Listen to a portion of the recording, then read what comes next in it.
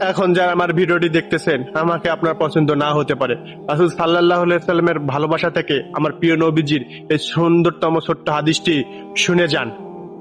একদিন সাহাবীরা রাসূল সাল্লাল্লাহু আলাইহি সাল্লামকে জিজ্ঞাসা করলেন, হে আল্লাহর হাবিব, আমরা কিভাবে আল্লাহর সবচেয়ে নিকটবর্তী হওয়ার মাধ্যম কি?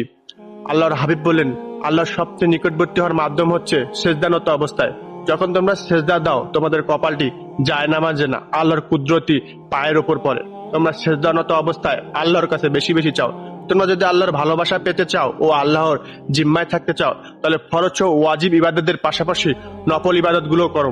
অন্য আরেক হাদিসে হযরত আলী রাদিয়াল্লাহু আনহু বলেন, সেজদানত অবস্থায় বান্দা যদি জানতো আল্লাহ তাআলা তাকে কত হাজার ফেরেশতা দিয়ে ঘিরে রেখেছেন, তাহলে সে কখনোই মাথা তুলতেন না। আল্লাহর কাছে সবচেয়ে প্রিয় স্থান হচ্ছে সেজদানত অবস্থা। হে আমার ভাই, এই ছোট্ট সুন্দরতম হাদিসটি আর 10 জন মুসলমান ভাই না হলো 3 জনের মাঝে শেয়ার করে দিন। অনেক মুসলমান